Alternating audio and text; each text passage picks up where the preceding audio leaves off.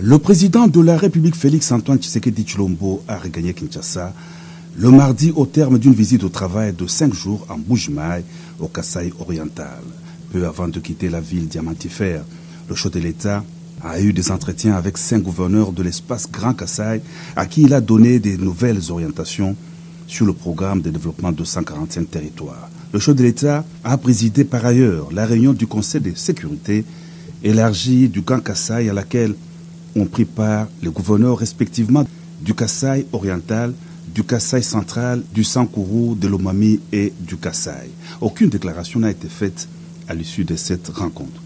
En Mbuji-Mayi, le président de la République a effectué quelques visites d'inspection de travaux d'infrastructures, notamment à Kabea-Kamwanga, où il a visité à Kenankuna le centre d'intégration sociale Étienne Tshisekedi Wambulumba et les sources d'adduction d'eau potable aménagées par la fondation Mutota. Le chef de l'État s'est aussi rendu à Mopompa, dans le secteur de Kabea-Kamwanga, où il a inauguré une école primaire moderne dénommée Étienne Tshisekedi Wambulumba. Cette école moderne dispose de 24 salles de classe spacieuse.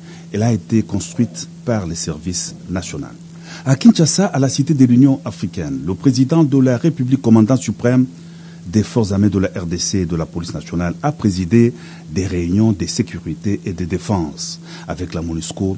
La réunion concernait notamment, selon le porte-parole du gouvernement Patrick Mouyaya, qui en a fait le compte rendu, le renouvellement du mandat de cette force onusienne sur base de la résolution 2666 du Conseil de sécurité des Nations Unies. La réunion élargie à la force régionale de la communauté de l'Afrique de l'Est consistait à discuter sur des missions conjointes respectives qui doivent être accomplies dans le cadre de la force de l'EAC. Ces réunions ont permis à la partie gouvernementale, à la MONUSCO et à la force régionale de l'EAC de se mettre ensemble pour évaluer leurs actions communes, de voir comment renforcer et planifier les opérations futures.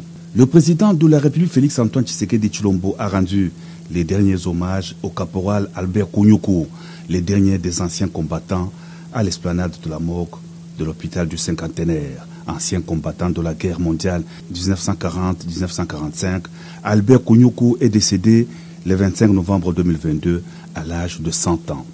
Le président de la République a déposé une couronne de fleurs devant le dépouille de l'illustre personnage, geste posé ensuite par le Premier ministre et tous les autres officiels présents à cette émouvante cérémonie.